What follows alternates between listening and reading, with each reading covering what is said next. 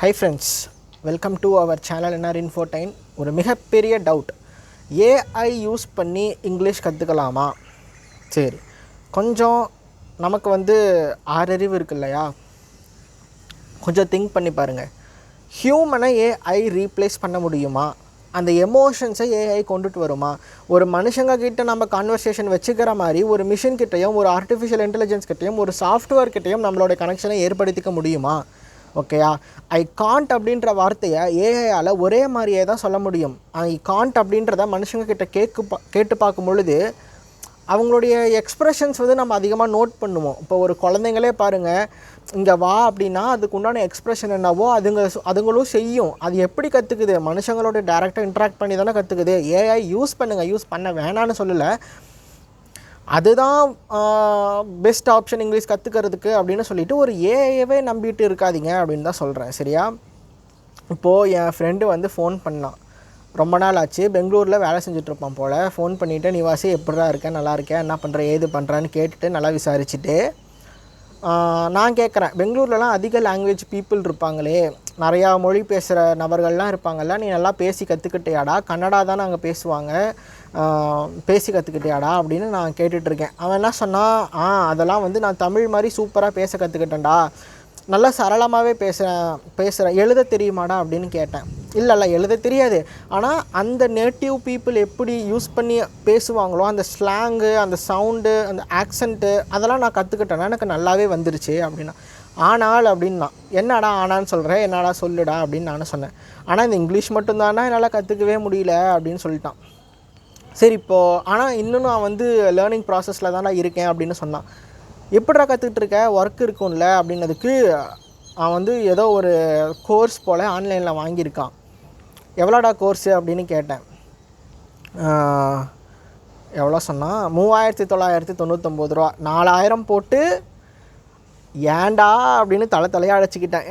என்ன பண்ணலாம் இதுக்கெல்லாம்? ஏங்க உங்கள் மேலே நமக்கு ஃபஸ்ட்டு நம்ம மேலே நம்பிக்கை வர மாட்டேங்குது?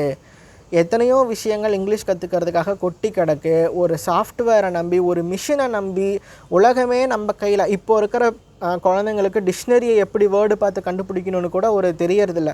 அப்போலாம் நாங்கள் டிக்ஷனரியில் வச்சு அந்த மேலே 3 வார்த்தை இருக்கான்னு பார்த்து கண்டுபிடிச்சி அந்த வார்த்தைக்கான அர்த்தத்தை கண்டுபிடிக்கிற அதே டைமில் பல வார்த்தைகளுக்கான அர்த்தம் உள்ள நுழையும். ஸோ அந்த ஒரு இதுவே இப்போ எல்லாம் இருக்க மாட்டேங்குது. டேரெக்டாக போகிறோம், கூகுள் டிரான்ஸ்லேட்டில் போடுறோம், அதையும் முழுசாக படிக்கிறது இல்லை. போட்ட உடனே கீழே தமிழில் வந்துடுதா, அதை மட்டும் பார்த்துட்டு இதுக்கு அதுதான் அர்த்தம். இங்கிலீஷில் ஒவ்வொரு வார்த்தைகளுக்கு இப்போ டிஸ்பென்சேஷன் அப்படின்னு ஒரு வார்த்தை இருக்குது, இங்கிலீஷில் வேர்டு இருக்குது. இது பார்த்திங்கன்னா ஒரு 3 மீனிங் வரும்.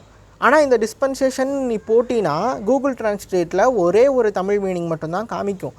அது எந்த அளவுக்கு அது எஃபெக்டாக யூஸ் ஆகுது, அது கூகுள் டிரான்ஸ்லேட்டை நீங்கள் முழுசாக கீழே வரலும் பார்க்கணும். இங்கிலீஷில் படித்து தான் ஒரு வார்த்தைக்கான மீனிங்கை தெரிஞ்சுக்கணும். சாட்ஜிபிடி யூஸ் ஆகும். இப்போ நம்ம ஒரு சென்டென்ஸ் கன்வே பண்ண போகிறேன், அந்த சென்டென்ஸ் நான் கரெக்டாக தான் சொல்லியிருக்கேன், ஏதாவது கிராமர் மிஸ்டேக் இருக்கா அப்படின்னு ஒரு சாட்ஜிபிடியை ஒரு ஏஐயை யூஸ் பண்ணி நீங்கள் தெரிஞ்சுக்கலாம். சரியா? பட் ஏஐ தான் என்னோடய இங்கிலீஷ் லேர்னிங்க்கு ஃபுல்லாக ஹெல்ப் பண்ண போகுதுன்னு மட்டும் இருந்துடாதீங்க. கடைசி வரலும் நீங்கள் கற்றுக்கிட்டு மட்டும்தான் இருக்க முடியும், இம்ப்ளிமெண்ட்டே பண்ண முடியாது. நான் தான் சொல்லிட்டேன்ல, கிராமரே நிறைய பேர் போக மாட்டேங்கிறாங்க. அதாவது ஆரம்பத்துலேருந்தே நம்ம ஸ்கூல்லேருந்தே நமக்கு பழகிட்டாங்க. மேக்ஸில் பாஸு, சயின்ஸில் பாஸு, இங்கிலீஷில் ஃபெயிலு. இங்கிலீஷ் கற்றுக்கல அப்படின்னு சொல்லிட்டு இந்த தமிழ் மீடியம் அப்படின்ற ஒரு காரணத்தை மட்டும் முன்வைக்காதீங்க. சரியா? தமிழ் ஒருத்தர் நல்லா பேசுகிறான், நல்லா எழுதுகிறான், நல்லா வாசிக்கிறான் அப்படின்னா எல்லா மொழியும் சீக்கிரம். ஏன்னா தமிழுக்கு ஒரு சிறப்பே அந்த லா. சரியா?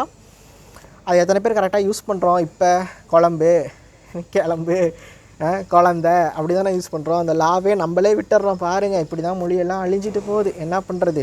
கல் தோன்றி மண் தோன்றி காலத்தே வாளோடு முன் தோன்றிய மூத்த குடி தமிழ் குடி அப்படி தானே சொல்லுவாங்க. ஆமாம், அப்படி தான். சரியா? அதுதான், உலகமே நம்ம கையில் இருக்குது. செல்லு அப்படின்ற ஃபோன் நம்ம கையில் இருக்குது. அந்த காலத்துலலாம் புக்கு வாங்கி படிப்போம்.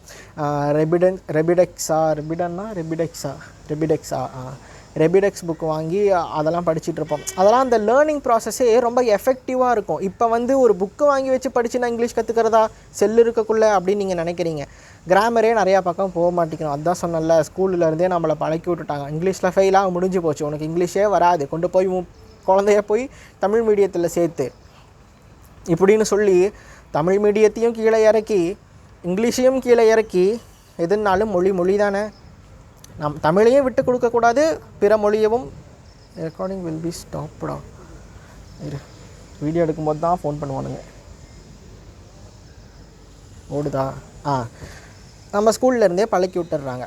சரி, 12th முடிச்சுட்டேன், தமிழ் மீடியம் தான் படித்தேன். காலேஜ் வந்து ஒரு இங்கிலீஷ் மீடியம் தான் நம்ம படிக்க போகிறோம். இனிமேல் வாழ்க்கைக்கு இங்கிலீஷும் வந்து யூஸ் ஆகும்னு தெரியுதில்ல. 12th லீவ்லையாவது உட்காந்து அந்த கிராமரை கற்றுக்கலாம்ல. அது ஏற்கனவே நான் நிறையா டைம் என்னுடைய வீடியோவில் சொல்லியிருப்பேன். ஒரு மொழியை பிழையின்றி பேசவும் எழுதவும் பயன்படுவது இலக்கணம். படித்தோமா இல்லையா தமிழில்? அந்த கிராமரையே நம்ம வந்து பயந்துட்டு, ஏன்னா நம்ம கிராமர்ன்றது இப்படி தான் சொல்லி டீச்சர்ஸ் எல்லாம் பயமுறுத்தி வச்சுட்டாங்க. நானுமே 9th படிக்கும்போது எங்களுக்கெல்லாம் கிராமர் கிளாஸுக்கு தனியாக கூட்டிகிட்டு போய் வேறு ஒரு ஆடிட்டோரியமில் உட்கார வச்சு ப்ரெசன்ட் டென்ஸு பாஸ்ட் டென்ஸு நாங்களாம் திட்டுவோம். யார் இவங்கெல்லாம் இப்படி பண்ணிகிட்ருக்குறாங்க, டென்ஸஸை பிடிச்சிக்கிட்டு. அது வேறு ஒரு புக்கு, அந்த 3 டென்ஸ் ஃபார்மையும் உட்காந்து படிக்கணும். ஆனால் இப்போ வந்து ரொம்பவே கஷ்டப்பட்டு நான் இங்கிலீஷ் கற்றுக்கிட்டு இருக்கேன். என்ன தான் இப்போவே படிச்சிருந்தா பிரச்சனையே இல்லை போல இருக்கே அப்படின்னு. நிறையா ஃப்ரெண்ட்ஸ் வந்து கேட்பானுங்க, இங்கிலீஷ்லாம் நல்லா எப்படிடா நீ இப்படி பேசுகிறது, எப்படி ஒரு இன்டர்வியூக்கு போனால் எப்படி. ஆனால் அது வந்து படிக்க சொல்கிற நேரத்துக்கு நம்ம படிச்சிருந்தோம்னா, கிராமர் படிங்க நான் ஏகப்பட்டது சொல்கிறேன். கிராமர் வந்து கஷ்டமே இல்லை, ஒரு ஜுஜூப்பியான டாப்பிக்கு உங்களுக்கு தான் சொல்கிறேன். கிராமரை போய் படிங்க. இங்கிலீஷ் கற்றுக்கணும்னு நினைக்கிறவங்க, ஃப்ளூயண்ட்டாக பேசணும்னு நினைக்கிறவங்க கற்றுக்கிட்டு ஒரு சென்டென்ஸை தப்பு இல்லாமல் பேச ஆரம்பிங்க. சரியா? பேச ஆரம்பித்ததுக்கப்புறம் அந்த சென்டென்ஸோடைய ஸ்பீடை ப்ராக்டிஸ் பண்ணுங்கள், ஃப்ளூயன்சி ப்ராக்டிஸ் பண்ணுங்கள். சூப்பராக அழகாக வரும். நீங்கள் ஒரு சென்டென்ஸை தப்பு இல்லாமல் பேசுகிற அப்படின்னா உனக்குள்ளேயே ஒரு கான்ஃபிடென்ட் வரும். என்ன கொஞ்சம் கேப் வரும், அது வந்து சகஜம்தான். சரியா? இப்போ திடீர்னு ஒரு ஸ்டேஜில் ஏறி good morning to one and all presented here, அதை மட்டும் நம்ம சொல்லிடுவோம். அதுக்கப்புறமேல் வந்து வழக்கம் போல் தமிழில். சரியா? அதுதான் நான் என்ன சொல்கிறேன் அப்படின்னா, படிங்க, தமிழும் படிக்கணும், அதே சமயம் இங்கிலீஷும் படிக்கணும். கிராமருக்கு போங்க. ஒரு சென்டென்ஸை வந்து தப்பு இல்லாமல் பேசுகிறோம் அப்படின்னு நம்ம என்றைக்கு உணர்கிறோமோ அன்னைக்குள்ளே நமக்குள்ளேயே ஒரு கான்ஃபிடென்ட் வரும். அதிகமாக வளர்றேன்னு நினைக்கிறேன். நமக்குள்ளேயே ஒரு கான்ஃபிடென்ட் வரும். ஸோ அந்த கான்ஃபிடென்ட்டை விட்டுறாதீங்க. அந்த கான்ஃபிடென்ட்டுக்கு ரொம்ப ஹெல்ப் பண்ணுறது இலக்கணம், கிராமர். ஓகேயா? டென்சஸ் கிராமர் வந்து இப்படி தான் படிக்கணும், அதெல்லாம் ஒரு தனியாக வீடியோ கொண்டு வரேன். அந்த மாதிரி படிச்சிங்கன்னா உங்களுக்கு ரொம்ப ஈஸி. இவ்வளோ நாள் இந்த விஷயம் தெரியாமல் போயிடுச்சா அப்படின்னு சொல்லிட்டு யோசிப்பீங்க. சரி, அவ்வளோதான். ஸோ நீங்களே நியூஸ் பேப்பருக்கு போங்க, அதிகமாக இங்கிலீஷ் வாசிங்க. அதாவது சொல்லியிருப்பாங்க, வாய் விட்டு சிரித்தால் நோய் விட்டு போகும். நீ என்றைக்கு வாய் விட்டு ஒரு மொழியை வாசிக்கிறையோ, இங்கிலீஷை நீ என்றைக்கு வாய் விட்டு அதை வாசிக்கிறையோ, அன்னைக்கு இங்கிலீஷ் கற்றுக்கணும் என்ற அந்த பயம் என்னும் நோய் உன்னை விட்டு போகும். சரியா? அதுதான் வாய் விட்டு சிரித்தால் நோய் விட்டு போகும். அர்த்தம் கரெக்டாகலாம் தெரியல, மேட்சிங்காக இருக்குதுன்னு நான் சொல்கிறேன். சரியா?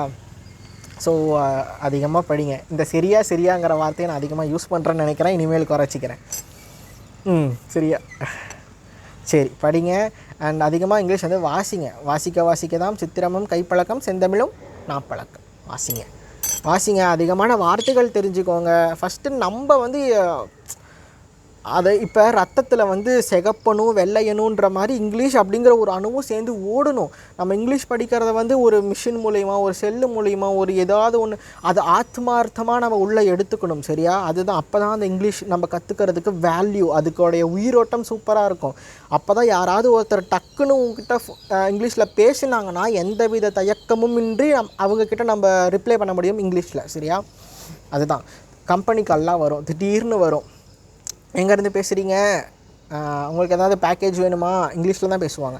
அப்போ நம்ம பயப்படுவோம், டப்புன்னு இங்கிலீஷில் பேசுகிறதா. அந்த ஒரு கான்ஃபிடென்ட் வந்து நீங்கள் கிராமர் மூலிமா போனீங்கன்னா, ஆனால் கிராமர் கற்றுக்கிட்டுலாம் நீங்கள் இங்கிலீஷ் படிச்சிங்களா செம கான்ஃபிடென்ட்டுங்க. நீ என்னை இப்போ பேச சொன்னாலும் நான் இங்கிலீஷில் பேசுவேன், கட்டன்னு பேசலாம் அப்படியே. அவ்வளோதான், பெரிய விஷயமெல்லாம் கிடையாது. ஸோ கிராமர் போங்க. கிராமர் வந்து ரொம்ப இம்பார்ட்டன்ட் இல்லை அப்படின்னு மட்டும் நினச்சிக்காதீங்க. நிறையா விதத்தில் கிராமர் ஹெல்ப் பண்ணும். வீடியோ பாருங்கள். அண்ட் இப்போ நம்ம சேனல் எதுக்கு அப்படின்னா, இங்கிலீஷில் ஒரு முக்கியமான அங்கம் வகிக்கிறதா சரி என்னது அப்படின்னு பார்த்தீங்கன்னா, வேர்ட்ஸ் தான். வார்த்தைகள் தெரிஞ்சால் தானே அதை ஒரு வாக்கியமாக அமைச்சு நம்மளால் பேச முடியும்.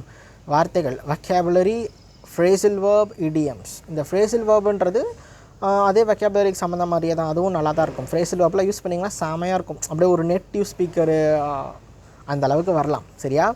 அந்த ஃபேண்டசி வேர்ல்டில் இருந்து வந்துட்டு கிராமர் புக்கை வாங்கி படிங்க. இல்லைன்னா ஏகப்பட்ட யூடியூப் சேனலில் கிராமர் இப்படி தான் கற்றுக்கணும் அப்படின்னு நான் வந்து மட்டும் சொல்லிடுறேன். நான் கிராமர் கொண்டுட்டு வர அளவுக்குலாம் நம்மக்கிட்ட போர்டு இல்லைப்பா.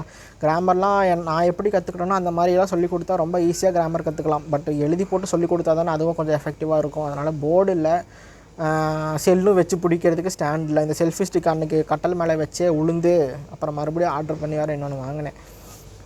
சரியா? அப்படி படிங்க. ChatGPT யூஸ் பண்ணுங்கள். அதை எப்படி யூஸ் பண்ணணுமோ, செல்லே உட்காந்து நான் செல்லு இருந்தால் மட்டும்தான் இங்கிலீஷ் கற்றுக்குவேன் அப்படின்ட்டுலாம் உட்காந்துட்டு இருக்கக்கூடாது. சரியா? முடிஞ்ச அளவுக்கு பேசுங்க. பேசுகிறதுக்கு ஆள் இல்லையா? கிராமர் படிங்க. நீங்களே பேசி பார்க்கணும். என்கிட்டலாம் யாரும் பேசலை. ஆனால் என் ஃப்ரெண்டு ஒருத்தர் தான், யாசர் அப்படின்னு ஒருத்தன், காலேஜ் படிக்கும்போது அவன் வந்து என்கிட்ட இங்கிலீஷில் பேசக்குள்ள அவன்கிட்ட நானும் பேசிக்குவேன். அவனும் ஓரளவுக்கு ஃப்ளூயண்ட்டாக பேசுவான், நானும் அப்போ ஃப்ளூயண்ட்டாக பேசுவேன். ஆனால் அந்த கேப் இருக்கக்கூடாது. சரியா? நீங்கள் பேச ஆரம்பிக்கிறீங்கன்னா பேசிக்கிட்டே இருக்கணும். அன்னைக்கு ஒரு நாளைக்கு கொஞ்சம் நேரமாவது இங்கிலீஷில் பேசணும், இங்கிலீஷில் வாசிக்கணும். அந்த ஆங்கிலம் வந்து ஒரு புலக்காடத்திலே இருந்துகிட்டு இருக்கணும். சரியா சொல்லக்கூடாது. போய் கிராமர் படிங்க. பொறுமையாக போங்க. இங்கிலீஷ் வந்து ரொம்ப என்னப்பா இங்கிலீஷ் கற்றுக்கணுன்றது இவ்வளோ அவசியமானா அது அவசியமான மொழியாக மாறிடுச்சு. ஒரு ஆஃபீஸ் யூஸ்க்கு இருக்கக்கூடிய ஒரு லாங்குவேஜாக மாறிடுச்சு. அதனால தான் அந்த அளவுக்கு ஒரு ஃபோர்ஸ் இருக்கே ஒழிய அவ்வளோதான். நம்மளும் கற்று வச்சுக்கலாமே, இது இல்லைன்னா பெரிய விஷயமா? எங்கேயாவது போய் ஊரில் இருக்கிறோம், அங்கே இருக்கிற மொழியெல்லாம் பேச கற்றுக்குறோம். மலையாளம் சீக்கிரம் கற்றுக்குறோம், ஹிந்தி சீக்கிரம் கற்றுக்குறோம், இவன் கன்னடா கற்றுக்குறோம், தெலுங்கு கற்றுக்குறோம். அந்த மாதிரி தான் அதுவும் இங்கிலீஷ். ஆனால் அந்த இங்கிலீஷ் வந்து ஒரு சப்ஜெக்ட்டுங்கிற மாதிரியே நம்ம மூளைக்குள்ளே அதை வந்து தூக்கி வெளியே எறிங்க. சரியா? அதுவும் ஒரு மொழி தான். நிறையா விஷயங்கள் தெரிஞ்சுக்கலாம். இங்கிலீஷ்லாம் தெரிஞ்சுக்கிச்சுன்னா எனக்கெல்லாம் ஒரு நினப்பு இருக்குது. நல்லா நம்மலாம் இங்கிலீஷ் ஃப்ளூயண்ட்டாக பேச கற்றுக்கிட்டு அங்கேயும் இங்கேயும் சுற்றணும், ஏரோப்ளைன்லாம் போகணும் அப்படின்லாம் ஒரு ஆசை. சரி, கிராமர் போங்க. சரியா? அதை நான் எப்படி படிக்கணும் அப்படின்னு யாராவது வீடியோ பார்த்துட்டு இருந்தீங்கன்னா ஒருத்தராவது கேளுங்க கிராமர் எப்படி படிக்கணும்னு. அந்த ஒருத்தருக்காகாது இன்னொரு வீடியோ நான் கொண்டுட்டு வர்றதுக்கு ஒரு சின்ன மோட்டிவேஷனாக இருக்கும். சரியா சொல்லக்கூடாது. பாய்ங்க.